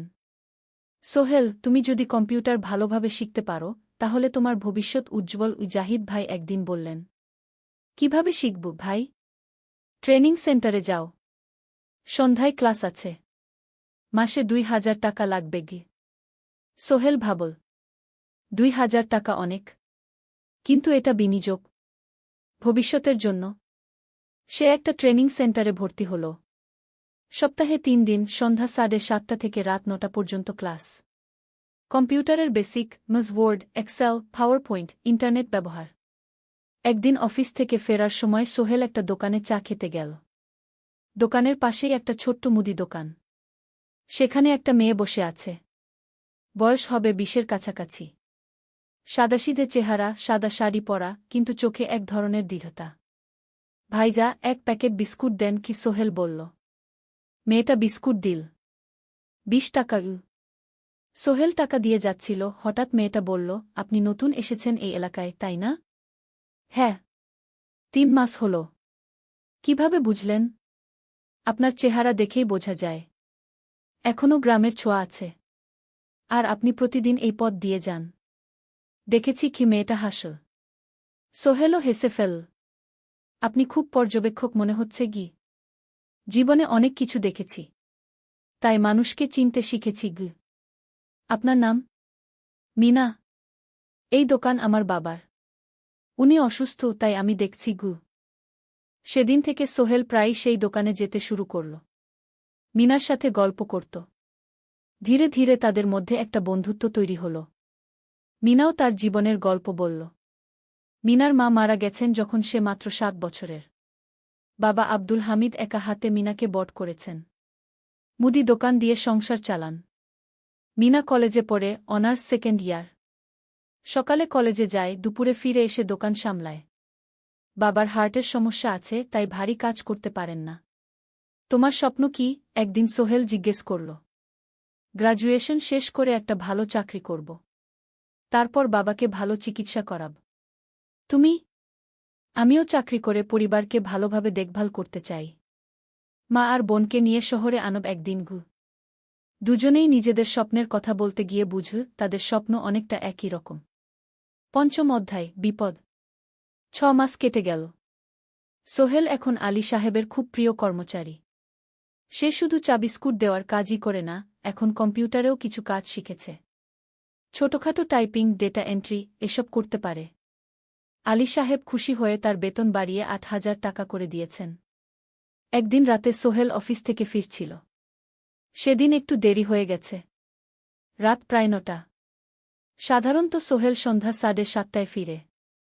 কিন্তু সেদিন অফিসে একটা জরুরি কাজ ছিল। বাস থেকে নেমে সোহেল বাড়ির দিকে হাঁটছিল। হঠাৎ একটা অন্ধকার গলিতে 3 জন লোক তাকে ঘিরে ধরল। তাদের চেহারা দেখেই বোঝা যাচ্ছিল ভালো উদ্দেশ্য নিয়ে আসেনি। টাকা দে, তাড়াতাড়ি, একজন বলল। তার হাতে একটা ছুরি। সোহেল ভয় পেয়ে গেল। ভাই, আমার কাছে খুব কম টাকা আছে যা আছে দে, তাড়াতাড়ি করো। সোহেল কাঁপতে কাঁপতে তার পকেট থেকে 5 টাকা বের করে দিল। এই টাকা দিয়ে সে বাজার করবে ভেবেছিল। কিন্তু ছিনতাইকারীরা সন্তুষ্ট হল না। শুধু 5 টাকা? তোর ব্যাগে কি আছে? তারা সোহেলের ব্যাগ কেড়ে নিল। ব্যাগে ছিল তার মোবাইল, কম্পিউটার ট্রেনিং সেন্টারের সার্টিফিকেট আর কিছু গুরুত্বপূর্ণ কাগজপত্র। না ভাই, ব্যাগটা ফেরত দেন। ওতে আমার জরুরি জিনিস আছে। মোবাইল নিয়ে নেন, কিন্তু ব্যাগটা দেন কিন্তু ওরা শুনল না। একজন সোহেলকে জোরে ধাক্কা দিল। সোহেল পড়ে গেল। মাথা রাস্তার কংক্রিটে ধাক্কা লেগে গেল। রক্ত বের হল। 3 জন দৌড়ে পালিয়ে গেল। কিছুক্ষণ সোহেল অজ্ঞান হয়ে পড়ে রইল। তারপর ধীরে ধীরে জ্ঞান ফিরল। মাথায় প্রচণ্ড ব্যথা। সে উঠে দাঁড়ানোর চেষ্টা করল, কিন্তু মাথা ঘুরছিল। কোনোমতে একটা দেয়াল ধরে দাঁড়াল। একজন পথচারী তাকে দেখে থামল। কি হয়েছে ভাই? ছিনতাই হয়েছে এসো, আমি তোমাকে হাসপাতালে নিয়ে যাই। কিন্তু সোহেল রাজি হল না। না, ঠিক আছি, বাড়ি যেতে পারব। সে কোনোমতে করিম মামার বাড়িতে পৌঁছাল। দরজা খুলেই সালমা আপা চিৎকার করে উঠলেন। ও আল্লাহ! কি হয়েছে? করিম মামা দৌড়ে এলেন। সোহেলকে ভেতরে নিয়ে গেলেন। তার মাথায় জল ঢেলে রক্ত পরিষ্কার করলেন। ক্ষতটা বেশ গভীর। হাসপাতালে যেতে হবে করিম মামা বললেন। তারা একটা অটোরিকশা নিয়ে নিকটস্থ হাসপাতালে গেলেন। ডাক্তার সোহেলের মাথায় 3টা সেলাই দিলেন। বলল, 1 সপ্তাহ বিশ্রাম নিতে হবে। কোনো ভারী কাজ করা যাবে না। হাসপাতাল থেকে ফিরে সোহেল শুয়ে রইল। তার মনে হচ্ছিল সবকিছু শেষ হয়ে গেছে। মোবাইল চলে গেছে, গুরুত্বপূর্ণ কাগজপত্র চলে গেছে। এখন 1 সপ্তাহ অফিস করতে পারবে না। পরদিন সকালে করিম মামা আলী সাহেবকে ফোন করে সব জানালেন। আলী সাহেব বললেন, ঠিক আছে, সোহেল ভালো হয়ে এলে আসবে, চিন্তার কিছু নেই। মিনা যখন এই খবর শুনল, সে সন্ধ্যায় সোহেলকে দেখতে এল করিম মামার বাড়িতে। সাথে এনেছিল কিছু ফল। কি হয়েছিল? মিনা চিন্তিত গলায় জিজ্ঞেস করল। সোহেল সব বলল। মিনা রেগে গেল। এই শহরে এখন অনেক অপরাধ বেড়ে গেছে। পুলিশ কিছু করে না। তুমি পুলিশে রিপোর্ট করেছ? না, লাভ নেই। তবুও করা উচিত। তোমার মোবাইলটা হয়তো খুঁজে পাওয়া যাবে। করিম মামা সোহেলকে নিয়ে পুলিশ স্টেশনে গেলেন। জেনারেল ডায়েরি করলেন। কিন্তু পুলিশ খুব একটা আশা দিল না। দেখি কিছু করা যায় কিনা। সোহেল বুঝল মোবাইল আর ফিরবে না। সেই 1 সপ্তাহ সোহেলের জীবনের সবচেয়ে কঠিন সময় ছিল। সে শুধু শারীরিকভাবেই ক্ষতিগ্রস্ত হয়নি, মানসিকভাবেও ভেঙে পড়েছিল। প্রতিরাতে দুঃস্বপ্ন দেখত। সেই 3 জন ছিনতাইকারীর মুখ ভুলতে পারছিল না। মিনা প্রায় প্রতিদিন আসত। তাকে সাহস দিত। তুমি হাল ছেড়ো না সোহেল। জীবনে এরকম খারাপ সময় আসে। কিন্তু এটা কাটিয়ে ওঠাই হলো আসল বীরত্ব। সোহেলের মা গ্রাম থেকে ফোন করতেন। করিম মামার মোবাইল থেকে। তুই ভালো আছিস তো? সোহেল মাকে সব সত্যি বলেনি। শুধু বলেছে, হ্যাঁ মা, ভালো আছি। একটু জ্বর হয়েছিল। এখন ভালো। এক সপ্তাহ পর সোহেল আবার অফিসে গেল। আলী সাহেব তাকে দেখে খুশি হলেন। কেমন আছো? ভালো আছি স্যার। ঠিক আছে। তবে প্রথম কয়েকদিন হালকা কাজ করবে। সোহেল আবার কাজে মন দিল। কিন্তু একটা জিনিস তাকে খুব কষ্ট দিচ্ছিল, তার মোবাইল নেই। মায়ের সাথে কথা বলতে পারছে না নিয়মিত। করিম মামার মোবাইল চাইতে সংকোচ লাগে। একদিন জাহিদ ভাই তাকে ডাকলেন। সোহেল, আমার একটা পুরনো মোবাইল আছে। তুমি ব্যবহার করো? না ভাই, আমি নাও। আমার কাজে লাগছে না। তুমি রাখো। সোহেল কৃতজ্ঞতায় প্রায় কেঁদে ফেল। ধন্যবাদ ভাই। মোবাইল পেয়ে সোহেল প্রথমেই মাকে ফোন করল। মা খুব খুশি হলেন। এতদিন ফোন করিসনি কেন? মা, মোবাইলটা নষ্ট হয়ে গিয়েছিল। নতুন নিয়েছি। মায়ের গলায় স্বস্তি ফুটে উঠল। ষষ্ঠ অধ্যায়, নতুন সুযোগ। আরও 3 মাস কেটে গেল। সোহেল পুরোপুরি সুস্থ হয়ে গেছে। তার জীবন আবার স্বাভাবিক হয়ে এসেছে। সে এখন কম্পিউটার ট্রেনিং শেষ করেছে। সার্টিফিকেট পেয়েছে। কিন্তু একটা ঘটনা তার জীবনে বড় পরিবর্তন নিয়ে এল। একদিন সকালে আলী সাহেব তাকে ডাকলেন। সোহেল, বসো। সোহেল বসল। মনে একটু ভয় লাগছিল। আলী সাহেব কি তাকে বকবেন? সোহেল, তুমি তো এখন কম্পিউটার চালাতে পারো? জি স্যার, একটু একটু শিখেছি। ভালো। আমি তোমার কাজ দেখছি। তুমি খুব পরিশ্রমী আর সৎ। আমাদের কোম্পানিতে এরকম মানুষের দরকার। সোহেল কিছু বুঝতে পারছিল না। আমি তোমাকে একটা সুযোগ দিতে চাই। আমাদের কোম্পানি একটা ট্রেনিং প্রোগ্রাম চালু করছে নতুন কর্মচারীদের জন্য। 6 মাসের কোর্স। কম্পিউটার অ্যাকাউন্টিং, ভবন নির্মাণের হিসাব নিকাশ, প্রজেক্ট ম্যানেজমেন্ট সব শিখবে। কোম্পানি সব খরচ দেবে। ট্রেনিংয়ের সময় তোমার বেতনও চলবে। রাজি আছো? সোহেল বিশ্বাস করতে পারছিল না। স্যার, সত্যি? আমাকে এত বড় সুযোগ দিচ্ছেন? হ্যাঁ। তুমি ভালো ছেলে, পরিশ্রমী। আমি তোমাকে এগিয়ে দিতে চাই। ভবিষ্যতে তুমি এই কোম্পানির একজন গুরুত্বপূর্ণ কর্মচারী হবে। সোহেল কৃতজ্ঞতায় প্রায় কেঁদে ফেল। ধন্যবাদ স্যার। আমি কঠোর পরিশ্রম করব। আমি জানি। সেদিন সন্ধ্যায় সোহেল মিনার দোকানে গেল। মিনাকে খবরটা দিল। মিনা খুব খুশি হল। তার চোখে জল এসে গেল। তুমি পারবে সোহেল। আমি জানি। সোহেল তার মা আর বোনকেও ফোন করে খবরটা দিল। মা কাঁদতে লাগলেন। তোর বাবা বেঁচে থাকলে কত খুশি হতো। ট্রেনিং শুরু হলো পরের মাস থেকে। প্রতিদিন সকালে 3 ঘন্টা ক্লাস, তারপর বাকি সময় অফিসের কাজ। ক্লাসে 5 জন নতুন কর্মচারী। সবাই তরুণ, উৎসাহী। শিক্ষক ছিলেন একজন অভিজ্ঞ ইঞ্জিনিয়ার। নাম রহিম স্যার। তিনি খুব ভালোভাবে সব কিছু বুঝাতেন। কম্পিউটার অ্যাকাউন্টিং, এক্সেলে জটিল ক্যালকুলেশন, প্রজেক্টের বাজেট তৈরি, সময় ব্যবস্থাপনা সব। সোহেল পুরো মনোযোগ দিয়ে শিখতে লাগল। সন্ধ্যায় বাড়ি ফিরে প্র্যাকটিস করত। করিম মামার ছেলের কাছ থেকে একটা ল্যাপটপ ধার নিত কখনো কখনো। 6 মাস পরে ট্রেনিং শেষ হল। সবাই সার্টিফিকেট পেল। আলী সাহেব একটা অনুষ্ঠান করলেন। সোহেল সেরা পারফর্মার হিসেবে একটা বিশেষ পুরস্কার পেল, 5,000 টাকা বোনাস। আলী সাহেব ঘোষণা করলেন, সোহেল, আজ থেকে তুমি আমাদের জুনিয়র অ্যাকাউন্ট অ্যাসিস্ট্যান্ট। তোমার বেতন 15,000 টাকা। সোহেল অবাক হয়ে গেল। 8,000 থেকে 15,000, প্রায় দ্বিগুণ। সেদিন রাতে সোহেল ঘুমাতেই পারল না। খুশিতে, উত্তেজনায় তার চোখে ঘুম নেই। সে ভাবল তার জীবন কিভাবে বদলে যাচ্ছে। 2 বছর আগে যে রিকশা চালাত, আজ সে একটা নামকরা কোম্পানির অ্যাকাউন্ট অ্যাসিস্ট্যান্ট। 7ম অধ্যায়, প্রেম ও প্রস্তাব। 1.5 বছর হয়ে গেল সোহেলের চট্টগ্রাম আসার। সে এখন একজন সফল যুবক। তার মা গ্রামে খুব খুশি। প্রতি মাসে সোহেল 10,000 টাকা পাঠায়। ছোট বোন ঋতু এখন কলেজে ভর্তি হয়েছে সোহেলের পাঠানো টাকায়। মায়ের চিকিৎসাও ভালোভাবে হচ্ছে। মিনার সাথে সোহেলের সম্পর্ক এখন আর শুধু বন্ধুত্ব নয়। দুজন দুজনকে ভালোবাসে। কিন্তু কেউ কাউকে সরাসরি বলার সাহস পায়নি। প্রতিদিন দেখা হয়, গল্প হয়, কিন্তু সেই একটা কথা বলা হয়ে ওঠে না। একদিন শুক্রবার ছুটির দিন। সোহেল মিনাকে বলল, আজ কি একটু ঘুরতে যাবে? কোথায়? পতেঙ্গা বিচ। তুমি কি কখনো গেছ? না। কিন্তু আমার দোকান গ। শুক্রবার।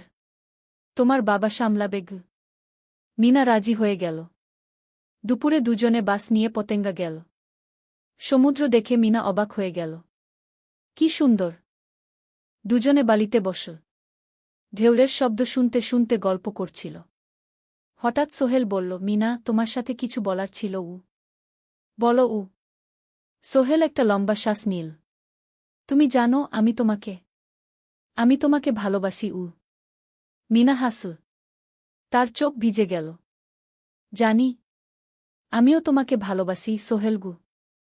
সোহেল অবাক হয়ে গেল। সত্যি? হ্যাঁ। অনেকদিন ধরেই জানি।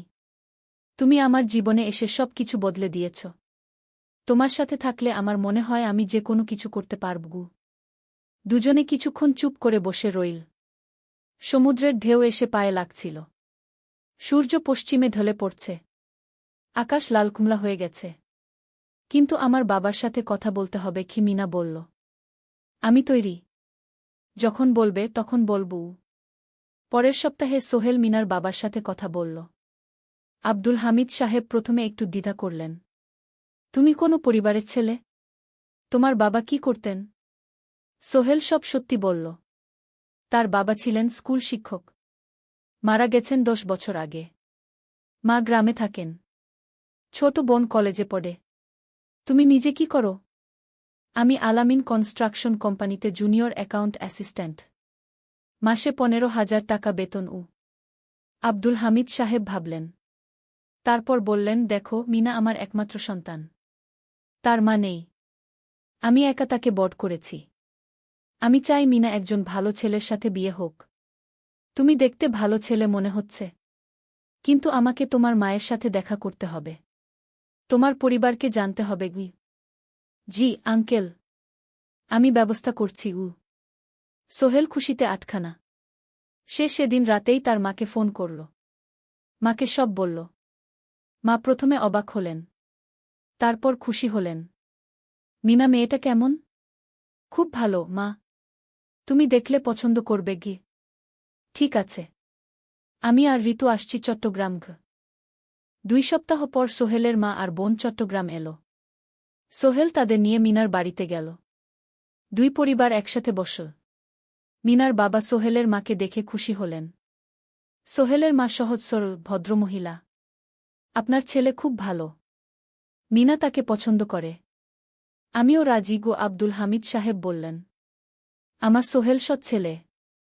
মিনাকে খুব ভালোবাসে। আমি জানি ও মিনাকে সুখে রাখবে। কি সোহেলের মা বললেন। বিয়ের তারিখ ঠিক হল 3 মাস পর। এই 3 মাসে সোহেল যথেষ্ট টাকা জমাবে। বিয়ে হবে সাদামাটা কিন্তু সুন্দর। 8ম অধ্যায়, নতুন পথ। 3 মাস কেটে গেল দ্রুত। সোহেল প্রতিদিন কঠোর পরিশ্রম করছিল। অফিসে তার কাজের প্রশংসা হচ্ছে। আলী সাহেব তাকে এখন ছোটখাটো প্রজেক্টের হিসাব দেখতে দিচ্ছেন। সোহেল তার সঞ্চিত টাকা দিয়ে বিয়ের আয়োজন করল। বিয়ে হল মিনার বাড়ির কাছের একটা কমিউনিটি সেন্টারে। খুব বেশি লোক আসেনি। 2 পরিবারের আত্মীয় স্বজন আর অফিসের কয়েকজন সহকর্মী। কিন্তু অনুষ্ঠান ছিল খুব সুন্দর। সোহেল যখন মিনাকে বিয়ের পোশাকে দেখল, তার মনে হল পৃথিবীর সবচেয়ে সুন্দর মেয়ে সে। লাল শাড়ি পরা, মুখে হালকা মেকআপ, কিন্তু তার স্বাভাবিক সৌন্দর্য ছিল আসল। বিয়ের পর সোহেল একটা ছোট্ট ফ্ল্যাট ভাড়া নিল। 2 রুমের ফ্ল্যাট, মাসে ভাড়া 5,000 টাকা। মিনা এখনও তার পড়াশোনা চালিয়ে যাচ্ছে। আরও 1 বছর বাকি গ্র্যাজুয়েশন শেষ হতে। সোহেলের মা আর বোন গ্রামে ফিরে গেল। মা বলে গেলেন, সোহেল, মিনাকে ভালো রাখিস। মেয়েরা অনেক ত্যাগ করে সংসার করতে। জানি মা। নতুন জীবন শুরু হল। সোহেল সকালে অফিসে যায়, সন্ধ্যায় ফেরে। মিনা সকালে কলেজে যায়, দুপুরে ফিরে রান্না করে, ঘর গোছায়। সন্ধ্যায় দুজনে একসাথে বসে পড়াশোনা করে, গল্প করে, টিভি দেখে। জীবন সুন্দর ছিল। কিন্তু চ্যালেঞ্জও ছিল। মাসিক খরচ, ভাড়া ৫,০০০, বাজার ৩,০০০, বিদ্যুৎ গ্যাস ১,০০০, মায়ের জন্য ৫,০০০, মিনার কলেজের খরচ ১,০০০ মোট প্রায় ১৪,০০০ টাকা। বাঁচত মাত্র ১,০০০ খানেক। কিন্তু সোহেল হাল ছাড়ল না। সে সন্ধ্যায় একটা কম্পিউটার ট্রেনিং সেন্টারে পার্ট টাইম পড়ানো শুরু করল। সপ্তাহে ৩ দিন ২ ঘন্টা করে। এতে মাসে আরও ৩,০০০ টাকা আসতে লাগল। মিনাও বসে থাকল না। সে বাড়িতে বসে কয়েকজন স্কুলের ছাত্রছাত্রীকে টিউশন পড়াতে শুরু করল। মাসে ২,০০০ টাকা আয়। এভাবে কেটে গেল ৬ মাস।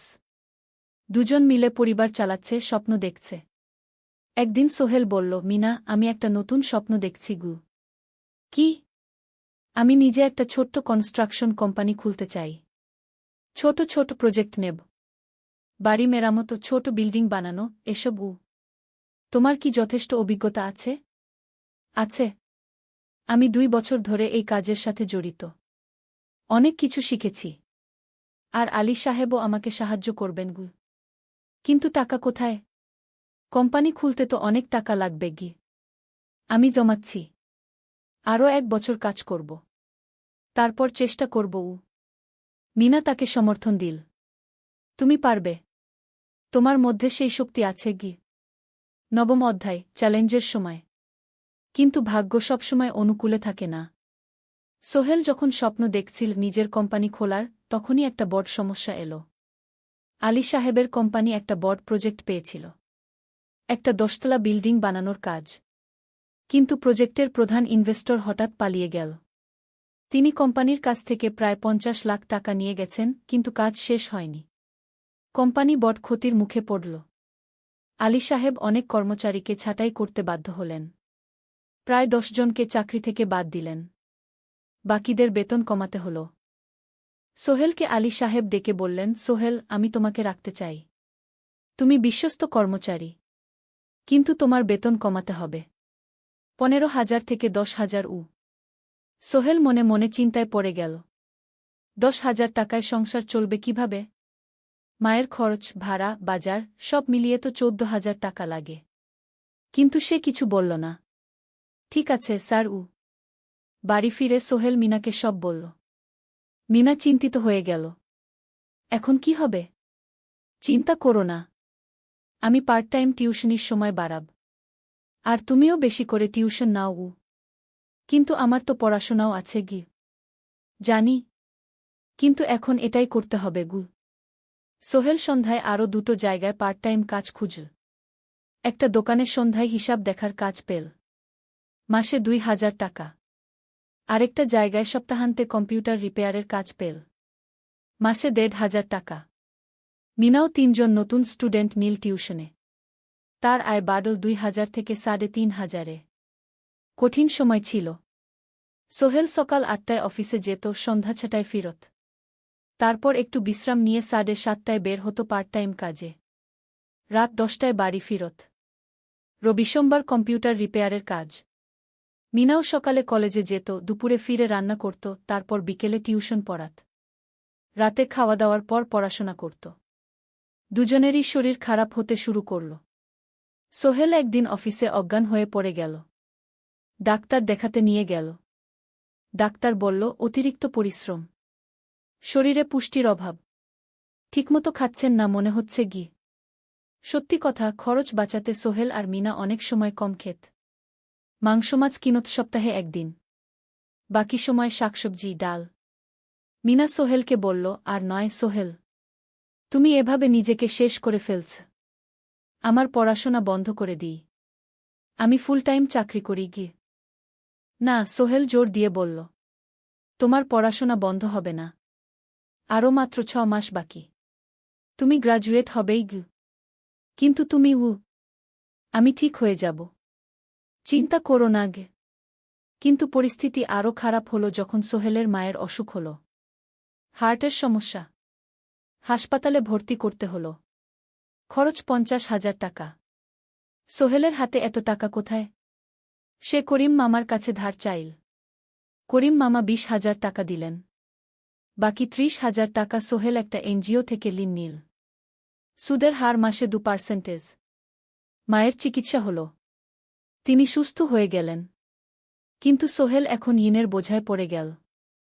প্রতি মাসে ৩,০০০ টাকা করে কিস্তি দিতে হবে। সেই রাতে সোহেল আর মিনা বিছানায় শুয়ে কথা বলছিল। সোহেল বলল, মিনা, আমি মনে হয় ভুল করেছি। শহরে এসে বিয়ে করে তোমাকে কষ্টে ফেলেছি গু। মিনা তার হাত ধরল। না সোহেল, তুমি ভুল করনি। জীবনে এরকম খারাপ সময় আসে, কিন্তু এটা কাটিয়ে ওঠাই হলো আসল শক্তি। আমরা একসাথে আছি, একসাথে থাকব, সব কিছু ঠিক হয়ে যাবে। মিনার কথায় সোহেল একটু সাহস পেল। হ্যাঁ, হাল ছাড়া যাবে না। 10ম অধ্যায়, আলোর দিকে। 3 মাস পরে পরিস্থিতি একটু ভালো হতে শুরু করল। আলী সাহেবের কোম্পানি একটা নতুন প্রজেক্ট পেল, একটা স্কুল বিল্ডিং বানানোর কাজ। কোম্পানি আবার স্থিতিশীল হতে শুরু করল।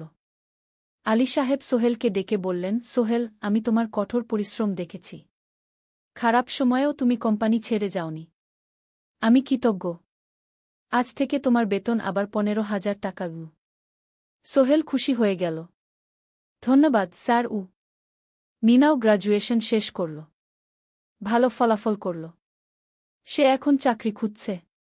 একদিন মিনা একটা প্রাইভেট স্কুলে শিক্ষিকার ইন্টারভিউ দিতে গেল। ইন্টারভিউ ভালো হল, তাকে নিযোগ দেওয়া হল। বেতন 12,000 টাকা। সেদিন সন্ধ্যায় দুজনে মিলে একটা ছোট্ট পার্টি করল। একটা বিরিয়ানি কিনল, কোমল পানীয় কিনল। দুজনে মিলে খেল। আমরা পেরেছি সোহেল, মিনা বলল। হ্যাঁ, আমরা পেরেছি গু। এখন দুজনের মিলিয়ে আয় 27,000 টাকা। খরচ চালানোর পর প্রায় 10,000 টাকা বাঁচে। সোহেল এই টাকা দিয়ে লোন শোধ করতে শুরু করল। পার্ট টাইম কাজগুলো ছেড়ে দিল। শরীরের যত্ন নেওয়া শুরু করল। আরও 6 মাস পরে সোহেলের কাছে একটা বড় সুযোগ এল। আলী সাহেব একদিন তাকে ডাকলেন। সোহেল, তুমি কি নিজের ব্যবসা করতে চাও? স্যার, আমি তোমাকে একটা ছোট্ট প্রজেক্ট দিতে চাই। একটা 3 তলা বিল্ডিংয়ের কনস্ট্রাকশন।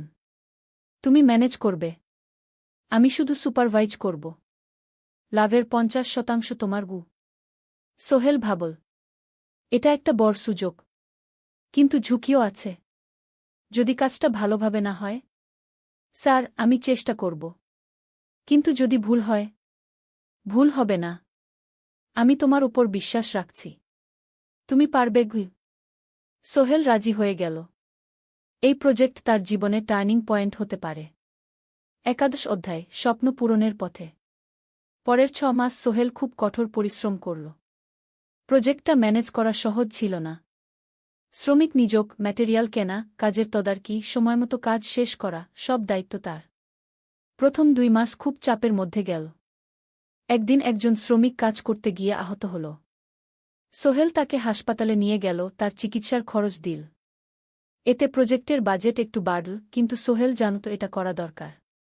আরেকদিন ভুল ম্যাটেরিয়াল ডেলিভারি হল। সোহেল সেগুলো ফেরত পাঠাল, সঠিক জিনিস আনাল। এতে 3 দিন দেরি হল, কিন্তু কাজের মান ঠিক রইল। মিনা তাকে সবসময় সাপোর্ট করছিল।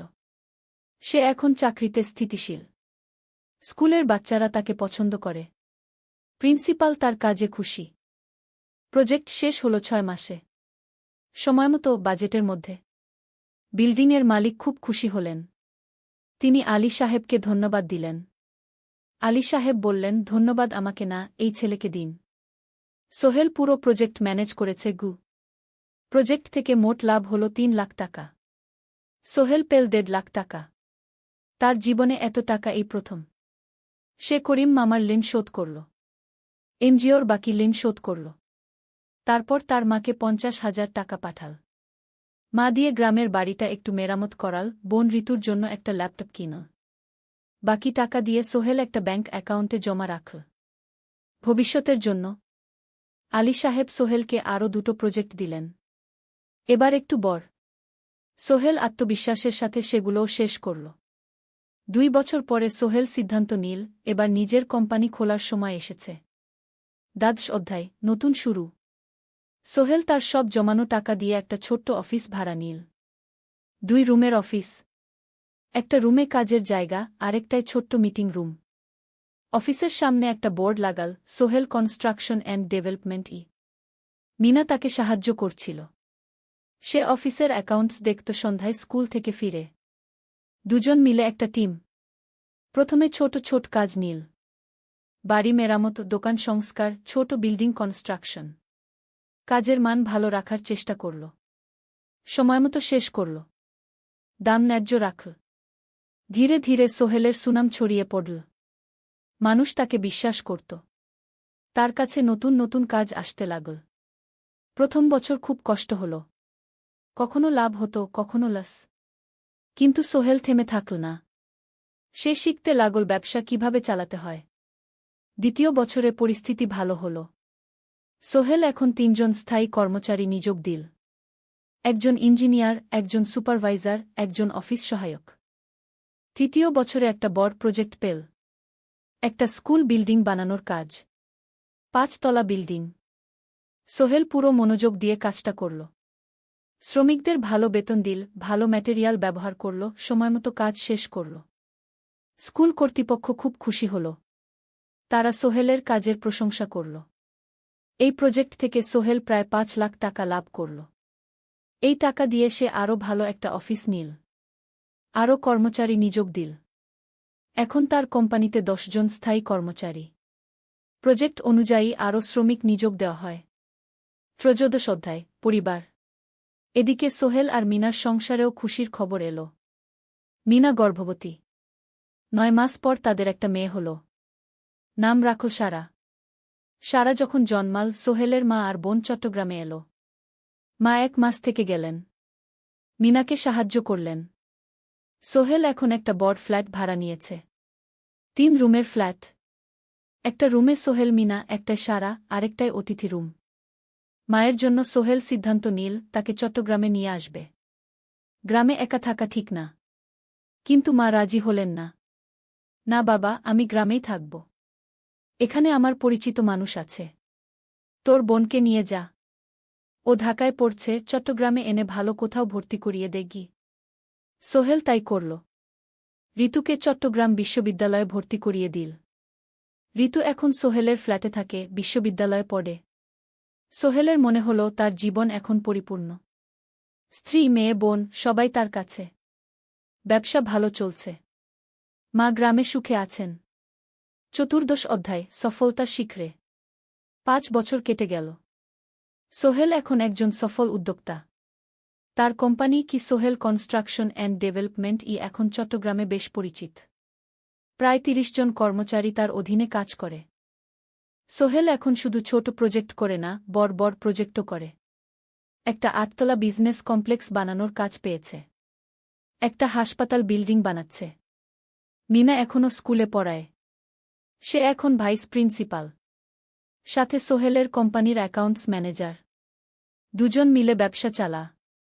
সারা এখন 4 বছরের। স্কুলে ভর্তি হয়েছে। খুব চালাক মেয়ে। ঋতু বিশ্ববিদ্যালয় থেকে গ্রাজুয়েট হয়ে একটা ব্যাংকে চাকরি পেয়েছে। একদিন আলী সাহেব